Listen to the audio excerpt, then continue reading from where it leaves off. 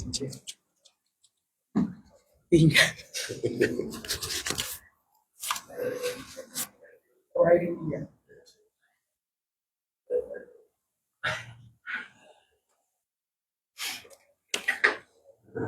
Bismillahirrahmanirrahim. Wassallallahu ala nabiyil Assalamualaikum warahmatullahi wabarakatuh.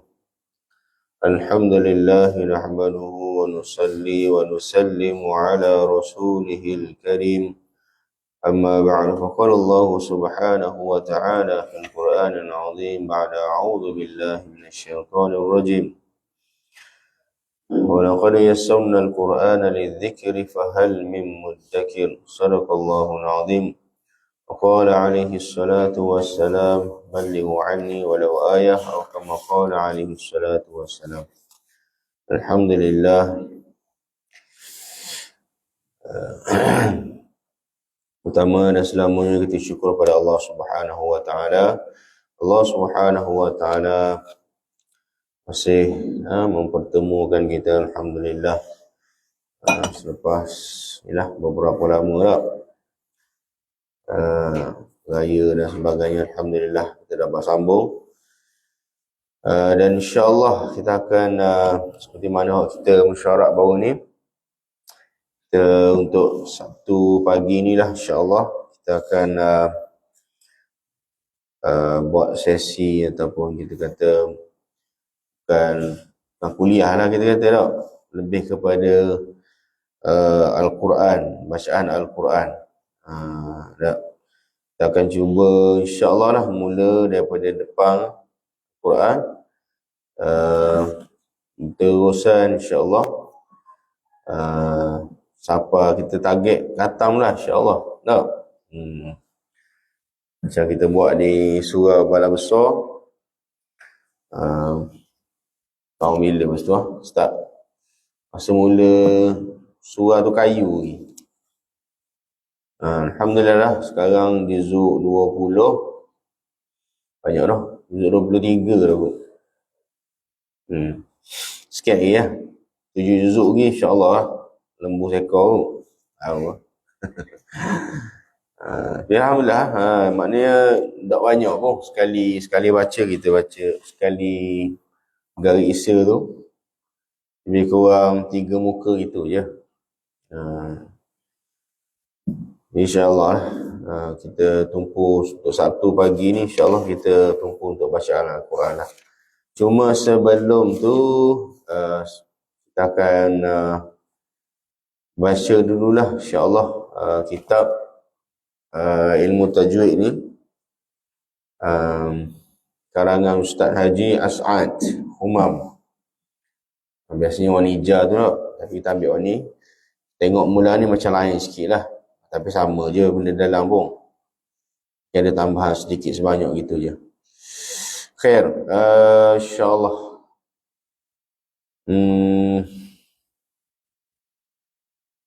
Jadi kita akan cuba perhabis dulu kitab ni.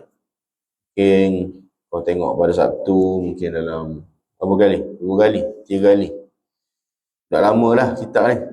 Kita nak perhabis sekali lalu je insyaAllah. Supaya boleh kenal sikit. Bila habis insyaAllah barulah kita akan mulakan dengan bacaan Al-Quran insyaAllah. Cuma kita buat gini. Bila kita start baca Quran tu, kita akan pilih dulu. Okey, kita akan tumpukan untuk sebulan ni hukum 5 dulu insyaAllah. Jadi kita baca semuka. Kita cuba tengok dulu. Ni okey, ni benda hukum dia, ni benda hukum. Habis muka tu, dia ada soalan benda apa, tak ada, kita pergi muka yang lain pula. Boleh gitu. Cukup sebulan apa ni? Okey, kita pindah pula pergi pada benda apa? Jenis-jenis idgham ke, gitu. Okey. Dengan cara tu insya-Allah dengan apa kita belajar ni daripada kitab ni, kita boleh refresh semua lah. Kita boleh refresh semua. Okay? Tapi tumpuan kita insya-Allah untuk bacaan Al-Quran. InsyaAllah. Khair. Jadi kita akan mulakan dengan kitab ni dulu insya-Allah. Pertama sekali kita hadiahkan dulu insya-Allah Al-Fatihah. Pertama sekali untuk hadiahkan kepada Nabi sallallahu alaihi wasallam, sahabat-sahabat, para alim ulama dan seterusnya seluruh kaum muslimin muslimat, dan khususnya kepada pengarang kitab ni dulu insya-Allah. Al-Fatihah. A'udzu billahi minasyaitonir rajim. Bismillah. Alhamdulillahirabbil alamin. Hayy maliki yaumiddin. Iyyaka na'budu wa nasta'in. Siratal ladzina an'amta 'alaihim ghairil maghdubi 'alaihim waladdallin. Baik, kita mula mana dulu kata pengantar ni dulu. Pendek lah. Lepas tu kita buat masuk pendahuluan dulu insya-Allah. Siapa-siapa yang ada kitab tu ada kata pengantar. Sebelum kata pengantar tu sebelah tu. Tak. Okey. Sebelah tu ada ilustrasi penjelasan tempat keluar huruf. Ataupun kita bagi makhraj huruf. Okey. Setiap huruf ni dia ada tempat keluar dia lah. Ada tempat keluar dia. Dia bukan setepak belaka, tak? Kalau semua bunyi macam setepak je, kena tengok mula tu, tak? Jadi semua ada tempat-tempat dia. Okey? Daripada nanti dia ke bawah belakang ni. Bukan ke belakang ni. Lepas daripada pendahuluan ni kita akan masuk tu pada makhraj huruf. Dia akan situ ada berapa? Ada 5. Okey. Bawah ni start daripada halqum ni, kemudian naik atas sikit lidah, tak? Bibir, mana lagi? Nantilah dia akan cover belakang ni. Okey, jadi semua sekali ada, semua huruf ada dia punya, setiap huruf ada dia punya tempat keluar dia. Okey. Baik. Tengok sikit kata pengantar. Alhamdulillah, kita bersyukur bahawa pergerakan pembanterasan buta huruf Al-Quran di Indonesia telah berjalan dengan baik dan lancar, serta mendapat sokongan daripada pelbagai pihak, sama ada pihak ulul amri, ulul amwal, ulul albab maupun masyarakat awam. Jadi sebenarnya Ustaz As'ad ni dia buat satu pergerakan lah di Indonesia. Di Indonesia ni tak tahulah di bahagian mana ni, sebab Indonesia ni besar ni. Tak, kurang-kurang adalah usaha supaya mana untuk membanteras buta huruf Al-Quran di Indonesia. Ulul amri, yang ini pemerintah, ulul amwal, ini orang-orang yang ada harta sikit, tak? Mungkin dia beri sokongan daripada segi harta. Ulul albab, mungkin merujuk kepada ulama-ulama dan juga masyarakat. Hal ini antara lain kerana persoalan buta huruf Al-Quran bagi umat Islam Indonesia sangat berat dan dahsyat, sehingga tahun demi tahun selalu dicari kaedah dan sistem yang berkesan dan mudah bagi panduan pengajaran pembacaan Al-Quran. Sama ada di kalangan orang tua, belia, remaja maupun dalam kalangan kanak-kanak. Tak? Wallahu alam lah berat mana tu. Tak? Dan kalau kita, pak kita sama je. Darul Imam pun gitu lah. Okay? Berat lah. Kita boleh kata berat, sama je.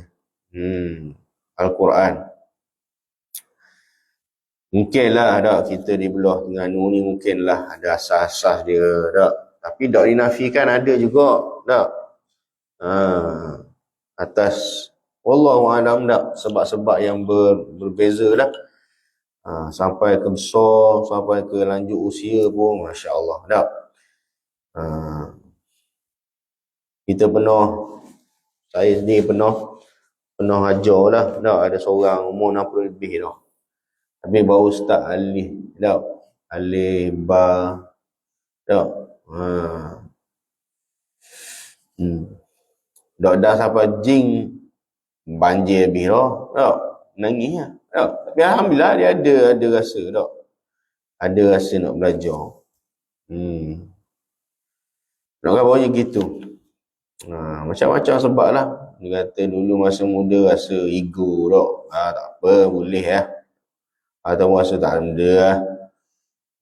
Tak. Tapi bila umur 60 lebih baru berasa tak. Baru nak start alif, ba, mana alif, mana ba. Ala kulli hal, jadi gitu. Okey? Jadi ini salah satu usaha untuk membantras benda gitulah. Yang ni dibuat, dipermudahkan ilmu tajwid ni dalam kitab-kitab seperti ini. Baik. Alhamdulillah telah disusunlah buku kaedah Iqra, baca cepat, belajar membaca Al-Quran ni sebagai kelangsungan dan kesempurnaan kaedah Baghdadiyah yang sedia ada. Jadi kalau tuan-tuan perasan, Ustaz Haji As'ad ni jugalah yang buat Iqra tu. Sama, penulis sama je. Iqra tu kan, Iqra 1, 2, 3, hak biasanya kita guna biasa tu lah. Penulis yang sama juga, penyusun yang sama juga. Cuma ni untuk tajwid saja. Okey, buku yang terdiri daripada 6 jilid ini terbukti sesuai. Dia guna kata pengantar sama jugalah dalam kitab, dalam Iqra 6 tu. Mudah dan praktis bagi pelbagai peringkat umur dan kini telah dijadikan panduan pengajaran pembacaan Al-Quran di seluruh Indonesia. Demikian pula di Malaysia sekarang telah dijadikan sebagai panduan pengajaran dan pembelajaran tilawah Al-Quran dalam kalangan murid-murid sekolah rendah di seluruh negara oleh Kementerian Pendidikan Malaysia. Dan sebagai lanjutan daripada 6 jilid buah kaedah Iqra, disusunlah buku ilmu tajwid cara mudah dan berkesan bagi memperelokkan dan menambahkan lagi kemahiran murid-murid dalam tilawah Al-Quran sesuai dengan kaedah ilmu tajwid. Almarhum dah punya weh. Tu. Tak tahu kita dah. Almarhum dah tu. Pentadbir Pesaka Almarhum Haji As'ad. Masya Allah, banyak ni tak mengalir pahala-pahala beliau ni. Masya Allah. Baik. Jadi insya-Allah kita akan masuklah pendahuluan insya-Allah. Dan kalau kita tengok pun kitab ni kitab yang dipermudahkanlah. Dipermudahkan. Okey. Nak kata habis belajar kitab ni boleh ni tak jugalah. Tak. Sebab dia lebih kepada asas juga ni. Tapi kurang-kurang mungkin siapa hok dok ada jumpa tak boleh jumpa dalam ni. Tak. Mungkin sebelum ni dengar hukum 5 je. Tak. Okay, tambah sikit-sikit mat-mat ke. Tapi ada tambahan-tambahan lain. Tak. Antaranya dalam ni mungkin siapa hok dengar belajar dah. Alhamdulillah lah. Antaranya apa dia? Hukum ra. Hukum ra. Ada hukum ra juga ada. Maksudnya hukum ra ni bila ra khususnya bila ra ni dibaca ketika mana wakaf berhenti pada ra. Dia bukan sama je. Ada ra nipis, ada ra tebal. Kemudian hukum ra yang bertasydid lain pula. Ada sabdu, lain pula. Pun ada tebal, ada nipis dia juga. Okey. Tu antaranya. Okey, contoh yang tebal. Tak. Banyaklah yang tebal tak. Contoh apa dia? Yang nipis lah, yang nipis. Rabbaka fakabbir. Tak, ataupun surah apa dia? Surah Allahumma Muhammad.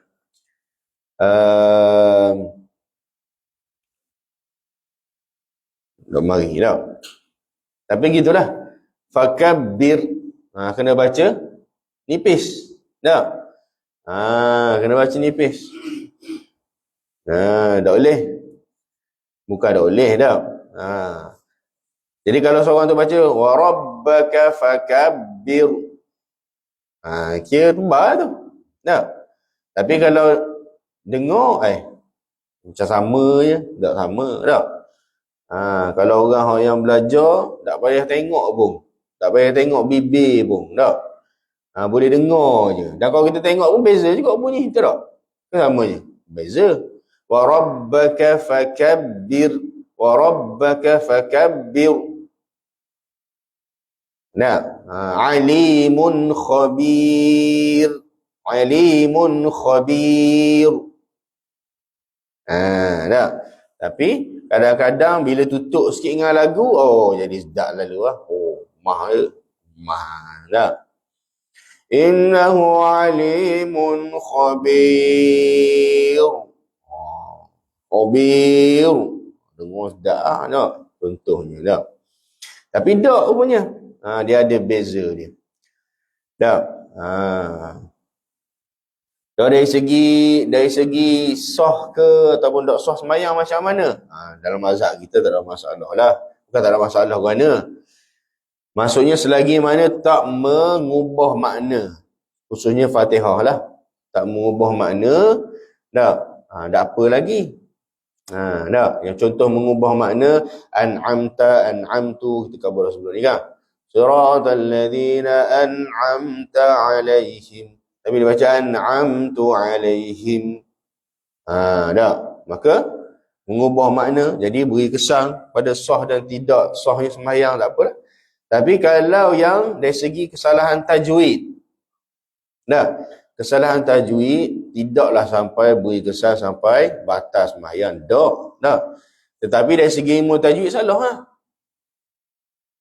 Yang kita kata tadi. Tak? Jadi masalah sekarang ni, khususnya zaman-zaman ini, dan sama juga kalau dulu ustaz-ustaz kita kata pun, tak? Dia lagu kena ikut tajwid. Lagu kena ikut tajwid. Bukan sebaliknya, bukan tajwid ikut lagu. Tak? Kadang-kadang kita kejar sangat lagu, tak? Mungkin zaman ni payah sikit. Kalau dulu zaman-zaman kita, tak? Zaman-zaman kita dulu, tak? Orang nak mengikut sangat, tak? Beberapa lagu lah. Contoh saja, tak? Contohnya lagu Sudais. Tak? Baguslah, tak apalah nak ikut lagu, tak? Tapi dia lagu kena ikut tajwid. Tapi silapnya dia terbalik. Jadi bila dengar, ikut 100% tak boleh kok. Tak? Sebab imam-imam tu mungkinlah, tak? Mereka ada dia punya cara bacaan ataupun mungkin tak adalah guru-guru mereka tu, tak apalah. Tapi kalau kita ni tak boleh lah gitu ikut stokong kata. Ya, dengar dari kaset, dengar daripada ni, tak? Ikut. Contoh, saya bagi contoh. Kalau Sudais tu, tak? Alhamdulillahi Rabbil Alamin.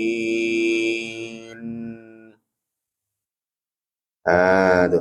Atau waladdallin kan? Waladdallin. Kalau perasan gitu sikit. Tak? Jadi gitu. Ataupun alhamdulillahi rabbil alamin. Tu. Situnya patutnya dua harakat je tu. Tapi wallahu alam, dah apalah dia syekh dah. Dia guru bacaan apalah, mungkin ada dia punya tu sendiri. Tapi kita ni mengikut ni. Ya. Jadi tak boleh lah. Kena pandai-pandai jah sikit lah. Jadi ala kulli halnya, pentingnya apa dia, tajwid mesti diikuti oleh lagu mesti ikut tajwid. Tak? Jadi sebab tu pentingnya kita belajar. Tak? Paling tidak pun mungkin payah jugalah. Kita nak kata sini mungkin payah sikit dari segi sifat-sifat huruf, makhraj huruf mungkin. Tak? Sekadar baca kitab ni mungkinlah susah sikit. Apatah lagi kalau Dah, benda ni kita daripada muda lagi kan. Dia payah sikit. Macam kita dulu, dah masa masuk kubang wujud dulu, awal-awal dulu. Bila belajar tajwid tu, dah awal-awal lagi tu, bismillah seminggu aja. Seminggu bismillah. Sebab ustaz ajar kita tu, memang dia ajar sungguh-sungguh lah. Ikut ni, tajwid dengan bibir. Tajwid bibir ke mana tajwid bibir? Maksudnya sama je. Cuma je gerak bibir ni dia nak betul-betul. Contohnya kalau huruf hak nipis, dia tambah biasa-biasa je. Khabir, tambah gitu. Kalau betul nipis, tarik betul. Kalau betul hak tebal, mutung betul. Dah. Ghafurur Rahim. Contoh, apa dia? Tak nampak. Contoh. Dah. Jadi kalau hak tebal sungguh. Dia suruh mutung. Dah. Jadi kalau contoh Fatihah dia tak ambuh. Alhamdulillahi Rabbil Alamin. Tak ambuh. Jadi kalau bis lah, bis. Bismillahirrahmanirrahim tak. Jadi kalau bis kan. Jadi nak tarik sungguh. Bismillahirrahmanirrahim. No. Rahmanirrahim.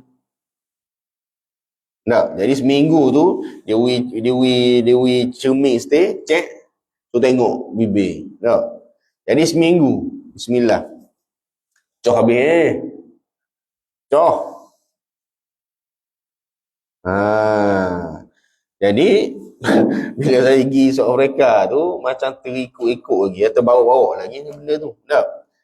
Jadi bila Ustaz Adino pula dia kata, dah ya muncul kita orang kata macam biasa je. Jadi kita nak kena sesuai mulalah. Tapi nak beritahu je gitu cara dia. Sebab nak latih gitulah. Huruf yang nipis biar nipis betul. Huruf yang tebal akan tebal betul. Okey? Satu contoh tak ada dalam surah Juzuk 25 ada ayat tu dah nak cara untuk latih dah huruf tebal dan nipis. Ayat dia wala man sabara wa ghafara inna dzalika la min azmil umur. Tu ayat dia. Tapi kalau kita nak tengok pada mucung dan tarik tu tengok akan jadi gini. Wala man sabara wa ghafara inna dha. Yang orang berkali mucung. Maknanya orang mucung tu huruf tebal. Wala man sabara wa ghafara. Sebab tebal, huruf tebal. Ba ra wa gha fa ra.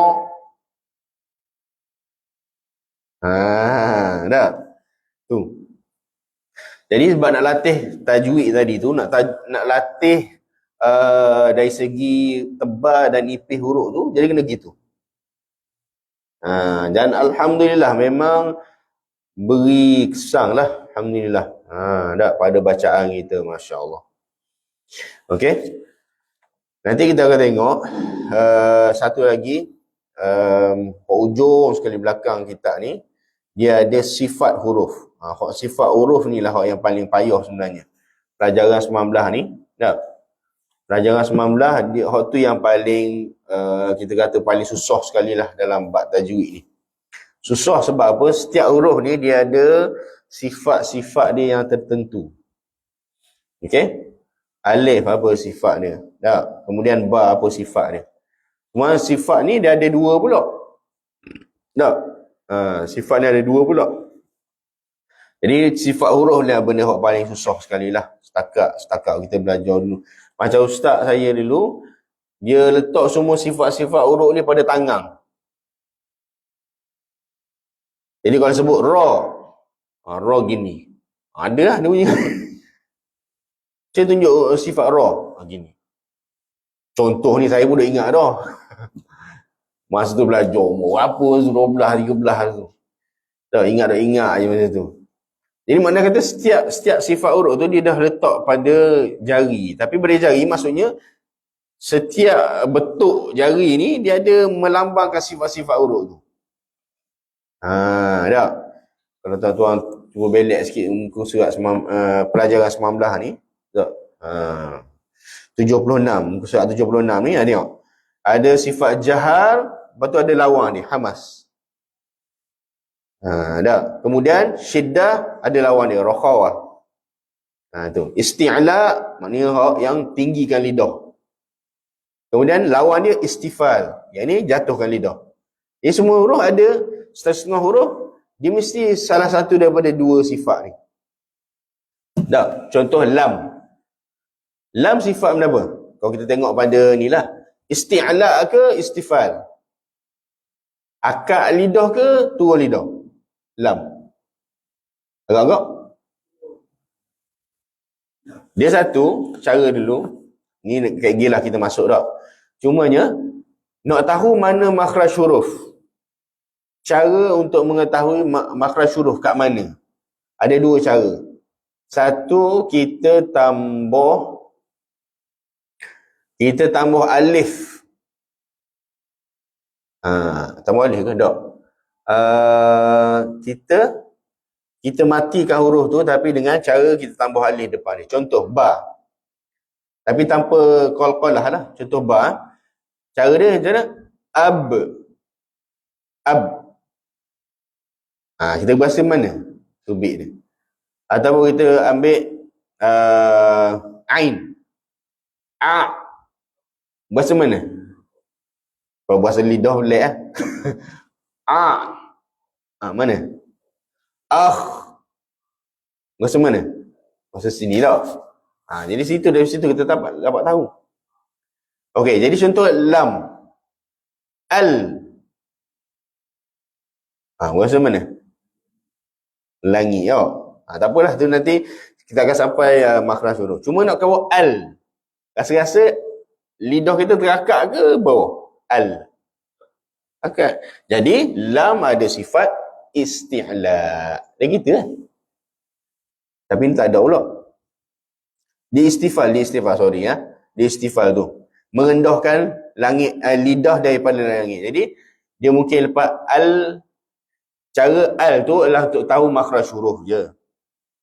Okey, untuk tahu makhraj huruf. Tapi lepas daripada tu lidah gimana? Ke bawah. Gitu. Dah. Au. Dah. Jadi ghain ada sifat isti'la. Begitulah seterusnya, okey? Dia ada sifat-sifat dia semua ni. Jadi boleh kata sifat-sifat ni lah hak paling susah sikit lah.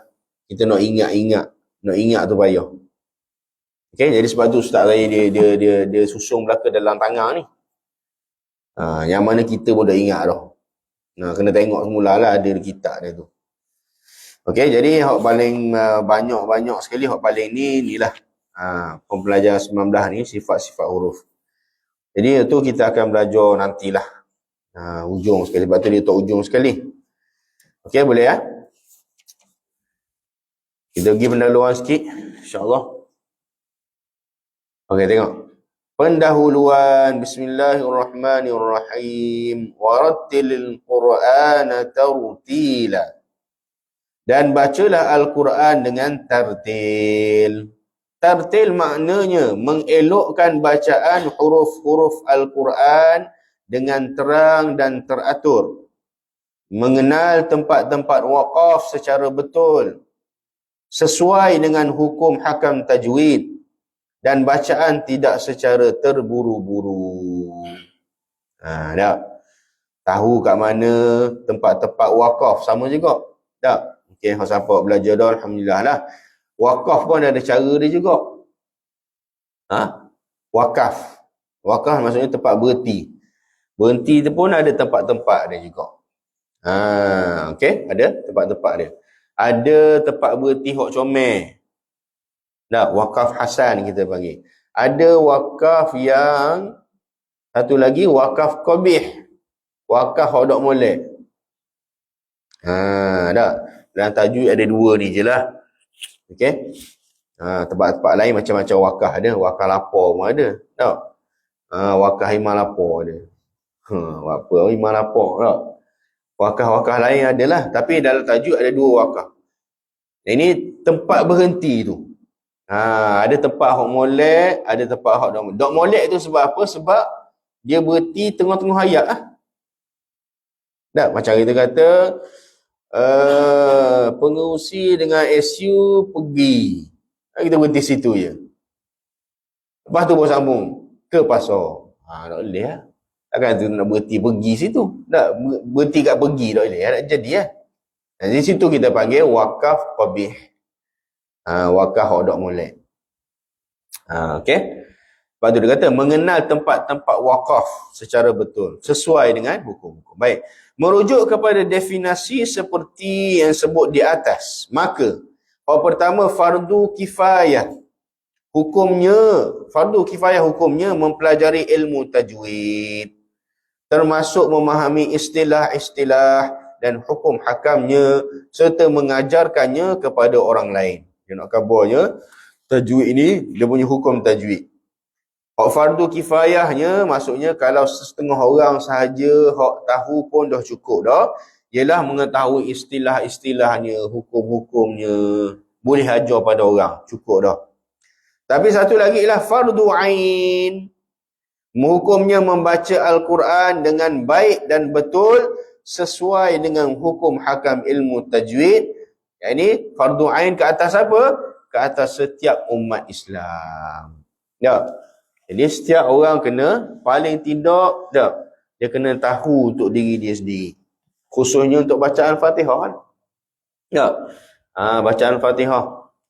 Dia kena betul. Kalau tidak, tak diterima lah. Tak sah lah sembahyangnya. Sebab dalam mazhab kita, bacaan Al-Fatihah adalah apa dia? Wajib. Wajib. Khair. Jadi itu dua hukum untuk ilmu tajwid. Catatan dan peringatan. Guru atau bakal guru Al-Quran perlu mempelajari kesemuanya, sama ada teori ataupun praktikal tajwidnya. Manakala bagi pelajar-pelajar yang hanya ingin dapat membaca Al-Quran dengan baik, memadailah apabila dapat menguasai praktikal atau latihan-latihan tajwid yang dihuraikan dalam kitab ini. Sehingga tidaklah mesti menguasai istilah-istilah tajwidnya. Gitu je. Paling tidak pun boleh baca je. Tak? Boleh baca. Tak perlu untuk istilah-istilah tajwid tu tak perlu. Yang penting dia boleh baca. Tak? Dengan baik. Tentu sahaja elok apabila menguasai kedua-duanya sekali. Yang ini menguasai bacaan dan juga menguasai istilah-istilah tajwid. Lagi baguslah. فَإِذَا قَرَأْتَ الْقُرْآنَ فَاسْتَعِذْ بِاللَّهِ مِنَ الشَّيْطَانِ الرَّجِيمِ. Oleh itu apabila engkau membaca Al-Quran, maka hendaklah engkau, ini terlebih dahulu, memohon perlindungan kepada Allah dari hasutan syaitan yang direjam. Tu. Maksud ayat ini, kita mesti membaca isti'adah. Yang ini ta'awuz. A'udzubillahi minasyaitonir rajim apabila memulai bacaan Al-Quran. Setelah membaca isti'adzah diikuti dengan membaca basmalah. Yang ini bismillahirrahmanirrahim. Apabila dimulai daripada awal surah, terkecuali di awal surah At-Taubah. Surah At-Taubah tak boleh baca, tak dibacakan bismillah padanya. Nama lainnya adalah surah Al-Bara'ah. Al-Bara'ah ni maknanya pembebasan. Ataupun penyucian diri. Surah Bara'ah, surah Taubah sama je nama. Yang tidak didahului dengan bacaan basmalah. Okey. Jadi gitu. Baca a'udzubillah dan juga kemudiannya bismillahirrahmanirrahim.